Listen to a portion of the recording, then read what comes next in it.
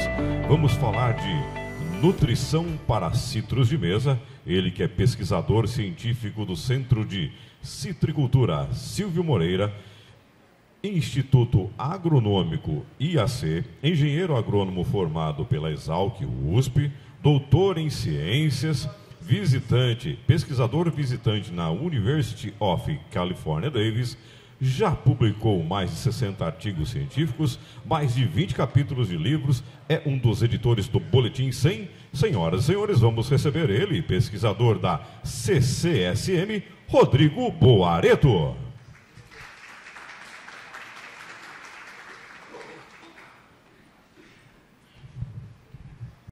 Bom, em primeiro lugar, agradecer o convite da BCM pela oportunidade de estar conversando com vocês de novo, aqui nessa casa que eu faço parte, tá?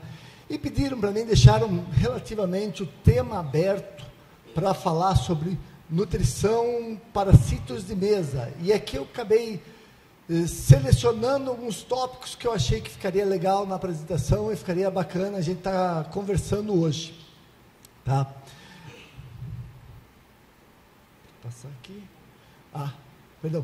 Sempre que a gente fala de citros de mesa, a gente pensa em qualidade, né? E o que afeta a qualidade? Pomar, copa, porta-enxerto, adensamento, idade da planta, fatores edafos climáticos como temperatura, água, radiação, vento, fitossanitários, né? Mais de 75 pragas e vetores e 50 doenças, ou seja, problema com doença a gente tem bastante. E o que mais... Qual outro fator que afeta a qualidade? Nutrição, que eu vou tentar discutir um pouco com vocês nessa próxima meia hora, 40 minutos aqui, né? E quais são os pilares para um bom manejo nutricional? Análise de solo, folha, tá? Sintomatologia visual, estimativa de produção. Fazer um bom diagnóstico. Isso parece ser uma coisa básica, mas tem vários colegas que não fazem, ou quando fazem, não faz a leitura para tentar aplicar o manejo de forma diferenciada em função do resultado, tá? Aí, o bom básico, aí, um arroz com feijão bem feito, uma correção da acidez do solo, adubação de base, um NPK do solo, uma boa adubação de solo, tá? Uma adubação complementar que a gente vem conversando muito, e hoje o principal desafio aqui com cálcio, magnésio, micronutrientes, gesso, matéria orgânica, pensar nessa adubação complementar. E por fim, talvez um manejo suplementar com bioestimulantes, bioinsumos e protetores. E aqui eu coloquei até numa pirâmide, porque não adianta, e a gente sente bastante, a discussão é bastante, o pessoal está discutindo sobre bioestimulantes, bioinsumos, protetores, legal, importante, contudo, se o camarada não fez isso daqui bem feito, o melhor investimento aqui, eu não acredito que seja o melhor manejo. Está cheio de colegas que vêm falar de bioestimulantes. Cara, nem calagem o cara fez bem feito.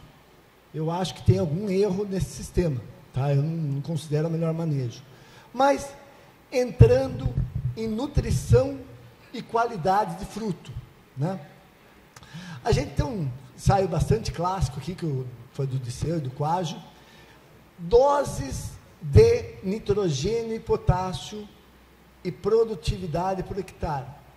Aumentou a dose de nitrogênio e potássio, aumentou a dose de potássio, aumentou a produção, aumentou a dose de nitrogênio, aumentou a produção.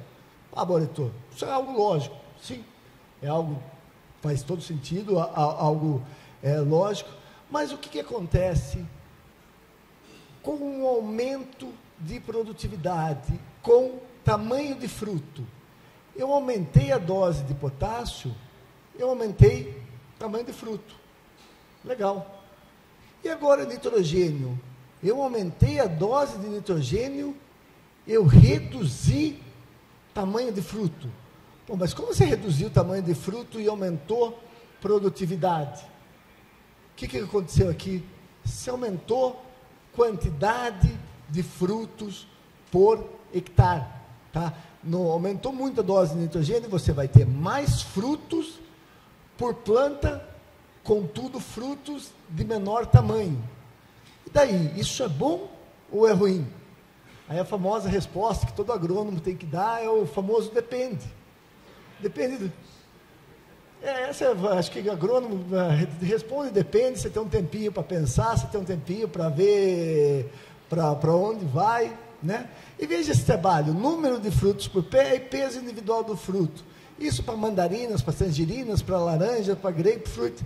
Sempre que aumenta o número de fruto por árvore, se diminui o peso individual do fruto, né? E algo muito interessante, aumentou fruto por árvore, se diminui sólidos solúveis, tá? E correlacionando com aquilo, se aumentou potássio, você também vai aumentar fruto, se diminui sólidos solúveis. Aí, essa diminuição de sólidos solúveis, ela é importante? Ela é, com certeza ela é. Mas ela é mais importante para quem? Provavelmente, ou com certeza, para o pessoal da indústria. A indústria está preocupada mais, aquele fruto para a indústria, está muito mais preocupado com sólidos solúveis altos e não está tão preocupado com o tamanho da fruta. A indústria quer rendimento industrial, ela não quer um fruto grande. Já quem trabalha com o mercado de fruta in natura, você está preocupado em ter um fruto de tamanho um pouco maior, uma média de tamanho maior. Por isso que nas nossas recomendações de adubação, que foi lançado no novo Boletim 100, a gente leva isso em consideração. Tá? Veja aqui, para uma mesma faixa de produção de 40 a 50 toneladas por hectare, tá? Quando a gente pega doses de N, uma dose de N adequada, aqui de 25 a 30, quando um pomar para a indústria, a gente recomenda um pouco mais de nitrogênio e menos potássio. Quando é um pomar para mercado in natura, você recomenda um pouco menos de nitrogênio, para ter até um número menor de frutos, com um pouco mais de potássio. Por quê? Pensando em frutos maiores. E isso também a gente leva para o limão. Aqui eu trouxe a tabela para complementar. E limão a gente não recomenda doses de N tão altas, porque se você subir muito o nitrogênio, você vai ter um excesso de vigor nessa planta e ela vai vegetar muito, o que não é interessante, que a gente quer produzir, né? E quando a gente fala de estresse, que foi discutido aí, hoje tem vários produtos que a gente discute essa questão, pensando em nutrição e estresses, né? Sempre que a gente fala de estresse, vocês já devem ter ouvido falar das espécies reativas de oxigênio, ou radicais livres. Quem que já ouviu falar isso? Eu acho que todo mundo aqui já ouviu falar desses radicais livres. O que são esses radicais livres? Esses radicais aqui, eles estão louquinhos para promover algum prejuízo na célula, ou algum prejuízo no indivíduo. Todos os indivíduos produzem, nós também produzimos radicais livres. Numa situação normal, nós produzimos um certo número, e esses três colegas aqui, magnésio, zinco e manganês, que eu vou dar um foco maior nessa apresentação, eles têm um papel muito importante naquele monte de reação dentro da planta. Para quê? Para desintoxicar a planta desses radicais livres, né?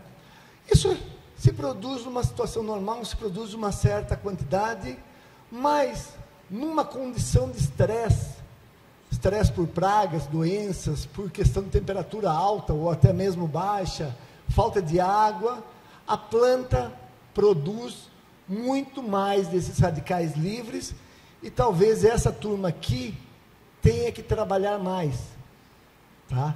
E essa é uma das razões que a gente vem posicionando cada vez mais magnésio, zinco e manganês, né? Aí a gente conversando, o que estressa uma planta? Tá? Pragas, doenças, temperaturas, falta d'água, excesso de água. O que mais estressa uma planta que a gente sempre esquece de colocar? Que daí vocês são os culpados. O que mais estressa uma planta? Produzir. Produzir estressa uma planta. Quanto mais produtiva for, maior é uma situação. Tanto é que uma planta numa condição com uma maior carga, ela vai sofrer muito mais a uma condição de estresse do que uma planta com uma menor produção. E a gente quer produzir, ou seja, a gente vai demandar mais dessa turma aqui, né? E aqui eu trouxe para vocês os principais sintomas aí de deficiência de magnésio, desses elementos aí. O magnésio ocorre esse V invertido, né? Isso é bastante característico em folhas velhas aí, esse V invertido, né? O zinco ocorre essa clorose internerval aqui, dá aquelas folhinhas miúdas, curtinhas, aquele menor comprimento do internódio entre uma folha e outra. O manganês, a deficiência dessa clorose internerval, ela é bem parecida no manganês, só que no manganês não ocorre essa redução do tamanho de folha, aquela folhinha miudinha, né? E será que nós temos problemas com esses elementos na nossa citricultura, né? Eu fiz um levantamento no laboratório do IAC. O laboratório do IAC faz cerca de 4.000 análises de folhas para citricultura no geral, né? De folha, amostra de folha e solo. E eu levantei da totalidade de amostras analisadas em pomares citrícolas aqui do nosso cinturão citrícola, 34% estava deficiente em magnésio, 37% deficiente em zinco, 20% deficiente em manganês. Eu tenho certeza, se vocês começarem a olhar as suas tabelas de recomendação, as suas análises de folha, vocês vão, acredito que muitos de vocês vão encontrar esses tipos de problema. Aqui 1/3 das amostras deficientes de magnésio, 1/3 deficientes de zinco, 1/5 aqui deficiente de manganês. Vamos talvez ter atenção, até em função da importância deles, né? Essa é uma planta aqui que eu tirei uma foto, quem nunca viu, isso aqui é uma copa de citromelo swingo, né? E ocorreu alguns anos atrás, uns 4, 5 anos atrás, a gente estava no campo, eu deparei com essa planta, e ocorreu de pegar, numa região aqui, frutos individuais, e aqui pegar em uma penca de frutos. Tanto é que até essa penca, quando deu em penca aqui, 7, 8 frutos no mesmo ramo, o ramo até tombou, né? E a hora que a gente olha, quando era um fruto individual, folha verde, bonitinha, fruto verde. Quando tinha aquele monte de fruto, quando o teor nessas folhas aqui, teor de magnésio próximo de 3, próximo adequado, um pouco baixo, mas próximo adequado. Nessas folhas, com esse monte de fruto, ou seja, aquela quantidade muito maior de dreno, né? E a gente vê até a oxidação, né? Do fruto. Você vê que esse fruto ficou até com amadurecimento, aquela queima por sol, né? E nós fizemos um ensaio, né? Em condições controladas. Aqui tinha uma planta em condição de sombreamento e plantas a pleno sol. Nessas plantas, nós aplicamos mais magnésio, mais nitrogênio e magnésio. E fomos avaliar a fotossíntese dessa planta, às 9 da manhã. Aquele horário, melhor horário, solzinho legal, temperatura. A gente viu que não teve diferença entre os tratamentos, não deu diferença na assimilação, na fotossíntese dessa planta, ou seja, assimilação de carbono mais ou menos igual. Aí a hora que a gente vai, às 3 horas, 1h30 da tarde, né, às 13 horas, temperatura ali, próxima de 37, 38 graus. O que aconteceu com a fotossíntese dessas plantas? Caiu de todas, com certeza era para cair. Contudo, naquelas com mais nitrogênio e mais magnésio, foi superior ao controle com menos magnésio. Tá, o menos N e menos mais. Isso aqui foi complementação, né?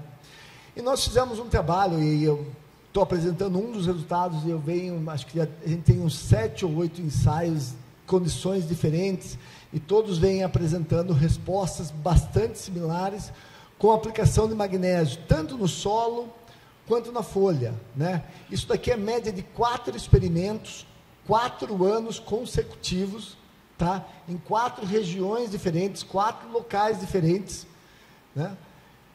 Saindo de um ganho de produtividade aqui de 4 toneladas por hectare, com o aumento da dose de magnésio, uma dose bastante alta, aí, muito acima do que a gente está acostumado a falar aí, de 50 quilos por hectare. E o fato seguinte, há um aumento de 4 toneladas, mas é 4 toneladas em cima de uma área que está produzindo 56. Não é 4 toneladas em cima de uma área que está produzindo 20. Né? E aplicação de magnésio foliar também, esse foi um ensaio só, 4 anos consecutivos, isso aqui é a média das 4 safras, é um pomar média de 4 safras, estamos falando 60 toneladas aí, média de 4 safras, teve anos aí acima de 90, também com respostas aí de 3 toneladas por hectare, estamos falando em um aumento de 6 a 8%, 6 a 8% não é um aumento, eu entendo que significativo, e principalmente que não é uma área que está produzindo 20 toneladas e passar para 25, é uma área que está produzindo 60 e passar para 63. Né? A gente sabe que o magnésio também, a gente sabe da interação de nutrientes, né? Quando se aumenta potássio, reduz cálcio e magnésio, isso é muito comum, aumentou potássio, se reduz cálcio e reduz magnésio, laranja em tangerina, a gente tem vários dados, e a gente sabe que a hora que você aumentou, a hora que a gente aumenta magnésio, aumenta sólidos solúveis, né? Tanto é que a nossa recomendação na citricultura, e principalmente na nossa região aqui, buscas por calcário contendo o máximo de magnésio, tá? Por calcário dolomítico, né? Aqui um outro trabalho que aumentou magnésio na folha, aumentou teor de sólidos solúveis.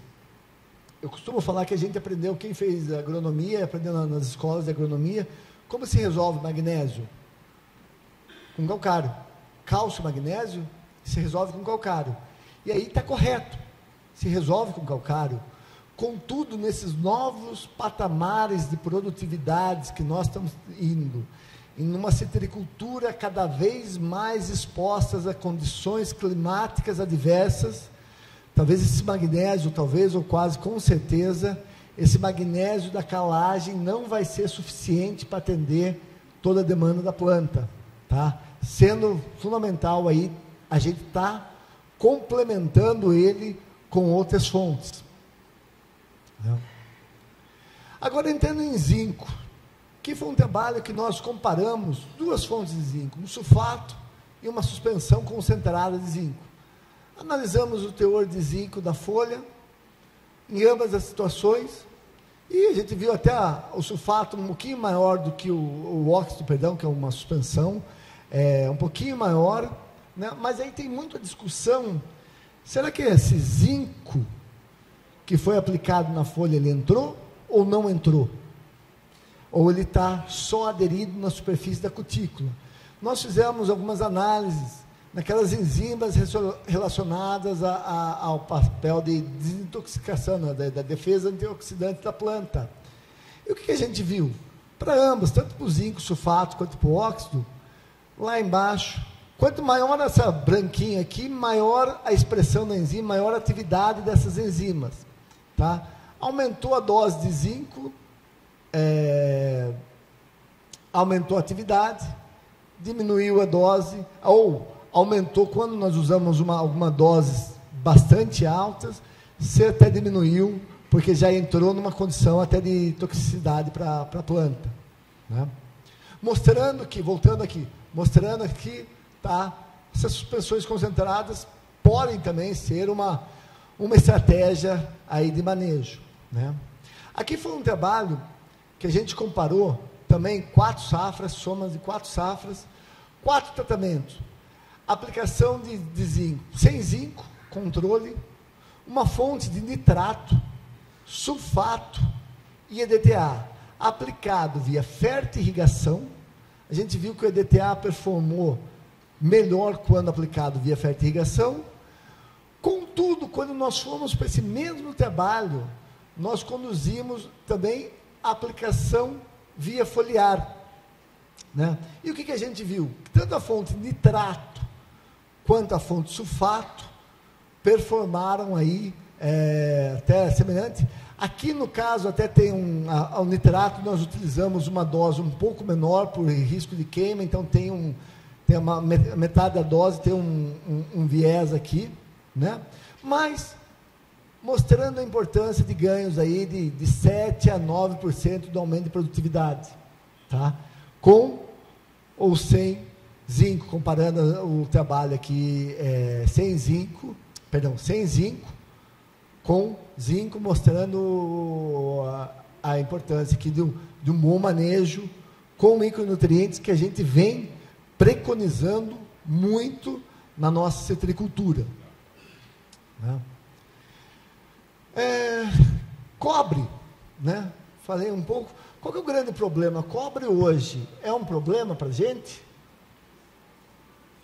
Cobre, nós temos um desafio, né? Ele pode ser um problema de deficiência ou toxicidade. Em viveiros ou em pomares novos, e principalmente aqueles que se faz um aporte muito intensivo de nitrogênio em áreas que não eram citros, pode até faltar cobre, e é fundamental a gente entrar com com manejo de cobre nutricional, né? Mas esses dados, antes do cancro cítrico, até 2009, 2010, não tinha incidência de cancro cítrico muito baixo, né? Pós-manejo, cancro cítrico explodiu, e hoje eu tenho certeza que muitos de vocês têm problema de cancro na sua propriedade. Qual que é o manejo? Aplicar cobre. Estratégia, vamos colocar cobre no sistema. Colocamos cobre. Ou o que aconteceu com aquelas análises de laboratório, que eu também fiz ela para cobre? Teor de cobre nas folhas saiu de 37 para mais de 200, na média. Isso é muito cobre. Tá, boreto sulfato absorveu? Não absorveu, não entrou, boa parte desse cobre não entrou. Tá? A gente tem certeza que não entrou, porque outros resultados mostram isso para a gente. Tá? Aumentou também cobre no solo, né? Essa faixa vermelhinha aqui é a faixa considerada adequada, pensando em manejo de nutrientes, né?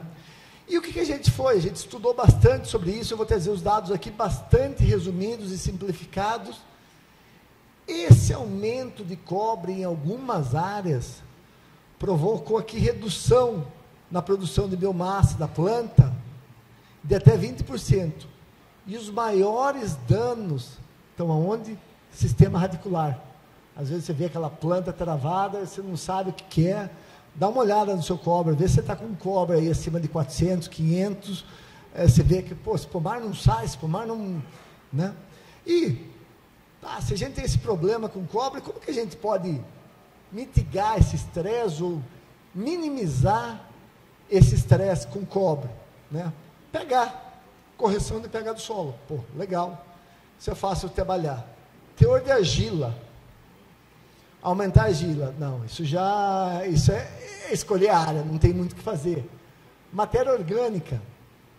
Né? Aumentar a matéria orgânica, isso eu consigo trabalhar e melhorar, né? Como? Uma das formas, roçadeira ecológica. Quem trabalha com roçadeira ecológica, você vai projetar aquele mato da rua para baixo da saia, né? A gente aqui, numa situação, sem contar o N outros benefícios da roçadeira ecológica. Você vai aqui dar uma olhada aqui, ó, o convencional, teor de cobre no solo, com a roçadeira ecológica. Diminuiu esse cobre no solo. Por quê? É matéria orgânica que vai fixar esse cobre, né? Outros trabalhos que a gente tem, melhor manejo de cálcio, aumentou cálcio, você diminui cobre por planta. Melhor manejo de nitrogênio, aumentou N, você diminui cobre por planta. Fósforo, menor manejo de fósforo. Nessa situação, o manejo de nutrientes também ganha importância, né? É um trabalho novo que a gente fez ainda, não está publicado, mas não está diretamente relacionado com nutrientes, mas é legal trazer aqui para a discussão. Nós fizemos um trabalho que nós colocamos plantas em 4 cenários diferentes.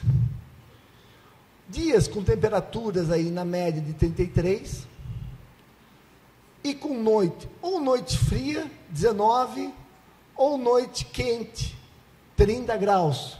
Né? Isso não é comum, mas... E aquela condição, dias com temperaturas de até 45 graus, dias bastante quentes, e nós fizemos isso em câmara de crescimento, em condição controlada.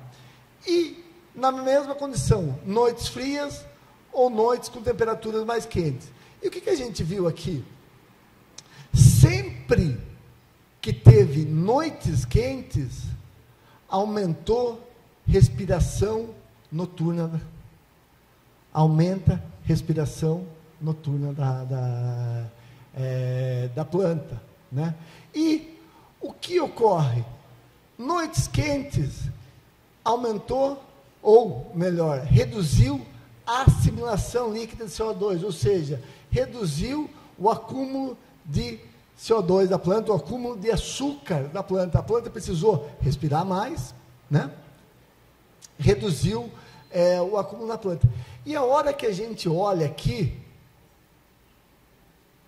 se a gente comparar esses dois cenários aqui, um dia quente com uma noite fria é até mais tranquilo do que um dia não tão quente com uma noite quente. Talvez aí para a turma que está procurando novas áreas, para a turma que está procurando, você não tem como mexer. Dia quente, eu vou mostrar nos próximos slides, a gente tem até como trabalhar alguma coisa. Aqui provavelmente, aí talvez já entrar com esses bioestimulantes, esses bioinsumos, podem favorecer um pouquinho, mas aqui eu já deixo outra mensagem para vocês refletirem sobre, né? E trabalhamos também um trabalho aqui com filmes de cobertura, né? Controle sem aplicação nenhuma. Aqui é a superfície, uma foto com o microscópio da superfície da folha. Aqui, aplicação de um caulin, um alumínio silicato, e aqui um carbonato, né? E nós avaliamos a refletividade. Quanto maior a refletividade, né? Caulin e o carbonato tiveram uma refletividade maior ao controle, como era esperado, porque quanto mais branco, maior a refletividade. Aí sempre o pessoal vem aquela pergunta, mas isso daqui atrapalha a fotossíntese da planta? Nós fomos avaliar, e a hora que a gente viu, tanto com o caulin, tanto a verde escura às 9 da manhã, ou à 1 da tarde, tanto com o caulin, quanto com o carbonato, a assimilação de CO2 foram maiores, ou seja, foi até maior, ou seja, aquela proteção, e principalmente numa situação de dias quentes, não pode ser interessante, né? E eles também aumentaram a atividade daquelas enzimas do complexo antioxidante, tá? Talvez o uso desses filmes de cobertura possa ser uma estratégia interessante em condição de calor, né? Talvez o pessoal em algumas regiões já faz isso, e a gente até, teve um ano que a gente conseguiu fazer, ele pode ter até um efeito no sentido inverso em condições de geada.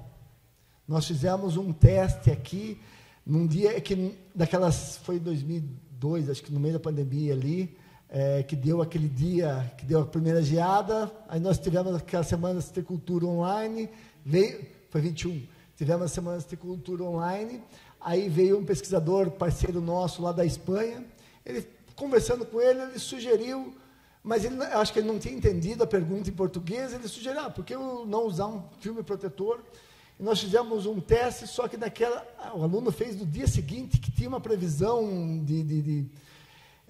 Só que não se consolidou aquela previsão de geada aqui, mas a gente viu que naqueles filmes, aquelas plantas com esses filmes protetor, a temperatura da folha foi superior do que aquelas sem nada, né? Talvez ele podendo ser até interessante para aquela situação que vai ter uma geada. Mas isso precisamos estudar, tá?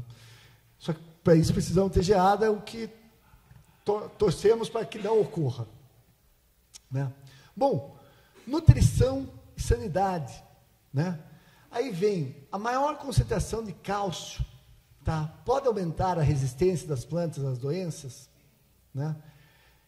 Citros, as plantas cítricas são uma das poucas plantas que tem mais cálcio do que nitrogênio. No teor foliar das plantas tem mais cálcio do que nitrogênio. Isso já é um indicativo para a gente que cálcio seja um elemento importante, né? Nós fizemos vários ensaios com fertigação aqui eu trouxe 2, com aplicando nitrato de cálcio, nitrato de amônio, a gente vê respostas em produtividade, tá? Aqui, fazendo 100% uma fonte ou outra, diferentes doses, aqui uma dose fixa de N, a mesma dose de N, contudo com diferentes combinações, 100% de nitrato de cálcio, que dava 200 kg de N, meio a meio, e 100% de nitrato de amônio. A gente viu aquelas plantas com mais cálcio, maior produtividade, né? E avaliamos, e até justificou esse ensaio, porque ali nós estávamos pensando em estudar só nutriente, né? Aumentou o teor de N. Bom, nós estávamos até voltando, nós estávamos pensando em estudar só nutriente. E o que a gente viu naquele ensaio, naquele experimento? Você via a diferença nas plantas, e teve, acho que 2007, 2008, teve um ano que deu coletótrico pesado e pegou todo mundo. E naquelas plantas, nosso ensaio também pegou pesado. Naquelas plantas que tinham mais cálcio, teve problema de coletótrico, mas não teve tanto problema, tá? Não foi tão acentuado. Pô, será que isso faz algum sentido, né? Aí saímos estudar um pouco, montamos um experimento para o próximo ano, e assim, sempre que a gente monta um experimento, torcendo para que não chova, chove. E quando você monta o experimento, você instala o experimento para testar sistema de irrigação, o que acontece? Chove o ano inteiro. Chove, você não precisa de sistema de irrigação, não responde. Você monta o experimento para testar coletótrico, seco. Então, mas tudo bem, faz parte do processo, né, da pesquisa. Aumentou dose de N, independentemente da fonte, aumentou teor de N nas folhas e nas pétalas. Legal. Sim. Mas não deu diferença da fonte. Tanto nitrato de amônio quanto nitrato de cálcio, era a mesma dose de N, não deu diferença. Agora, teor de cálcio. Quando foi a fonte, foi o nitrato de cálcio, maior o teor de cálcio nas folhas e, principalmente na maior dose, maior o teor de cálcio onde? Nas flores, né? E a gente foi estudar a microscopia disso. Imagine, vamos forçar um pouquinho, para quem não está muito habituado, isso daqui é uma célula, tá? Isso aqui é um tecido, um monte de célula, uma do lado da outra, e aquela lamela média, que é isso daqui, ó, que é uma estrutura que é manter essas células unidas. Naquela planta sem cálcio, naquela folha sem cálcio, dá uma olhada na estruturação da lamela média, sem cálcio e com cálcio. Uma maior estruturação. E a gente foi ver também nas pétalas, algo muito interessante. Naquelas plantas com mais cálcio, ocorria uma organização maior do tecido. Naquelas plantas com menos cálcio, uma maior reentrância no tecido. Isso daqui favorece muito o quê? O esporo do fungo se alocar numa condição propícia para infecção, né? Ocorrem essas envenenações aqui, a gente teria 1 hora de conversa, que a gente tem outros resultados, mas estou resumindo aqui isso aqui em um slide. Nós levamos isso para a condição de caso de vegetação. Uma dose de 30 mg por litro de cálcio, 150, e 300, 10 vezes mais cálcio. Inoculamos com podridão floral. Aqui a gente até vê alguns lugares que se esforçarem um pouquinho, vocês vão ver o crescimento da estrutura do fungo, né? E teor de cálcio, aqui 73, aqui 5,8. É menos de 2 gramas por quilo. É só isso que representa? Quando você sai de 5,8 para 73, nós estamos falando de um aumento de mais de 20% no teor de cálcio.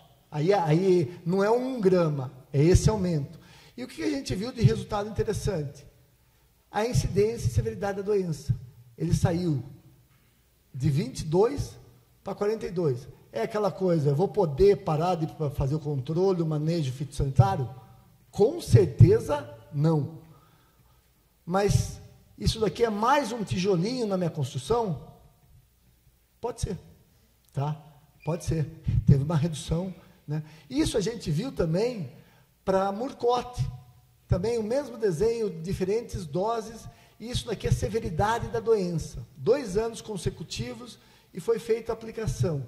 Naquelas plantas, com 30 aqui, que tinham menor dose de cálcio, maior foi a severidade da doença. Tá? Problema de alternária é um problema? Provavelmente para quem é... Para laranja nem tanto, mas para a turma das tangerinas, será que o famoso, você vai minimizar ou melhorar uma situação, né? Bom, eu acho que eu consegui ficar no meu tempo aqui, né? Manejo adequado de nutrientes proporciona ganhos em produtividade, na qualidade e na redução de estresses bióticos e abióticos, né? Resumindo aí, NK, N e potássio, nitrogênio e potássio, doses diferentes em função do destino da fruta. Cálcio pode melhorar a estruturação de tecido e menor predisposição a doenças. Magnésio, zinco e manganês, qualidade e proteção fotoxidativa, né, papel. O excesso de cobre, vamos dar uma olhada nele, pode estar causando toxidez e desequilíbrio nas plantas, né? Acho que isso é uma outra mensagem que a gente deixa, né? Vou terminar com uma frase que o Heitor Cantarella foi um mote aí quando a gente estava editando o Boletim 100, que moderno é se ater a conceitos básicos. Às vezes a gente quer inventar muita coisa e não fez nem o arroz com feijão bem feito. Um arroz com feijão bem feito é mais importante do que a gente querer inventar, às vezes, um monte de coisa, né? Aproveito também, agradeço a atenção de todo mundo e aproveito também para deixar o convite para quem quiser fazer aqui curso de especialização em citricultura. Começa semana que vem, de 13/8 a 15/10. É um curso online onde a gente tem aulas ao vivo todas as terças-feiras à noite e depois termina com uma aula aqui, prática, aqui no Centro de Cultura, tá? Então, para estar todo mundo aí, agradecer a todos. Agradeço de novo a atenção de todo mundo. Estou à disposição, não sei se vai ter perguntas ou aí é com vocês. Segue meu contato aqui também, quem quiser vir passar aqui tomar um café aqui com a gente é bem-vindo, tá bom?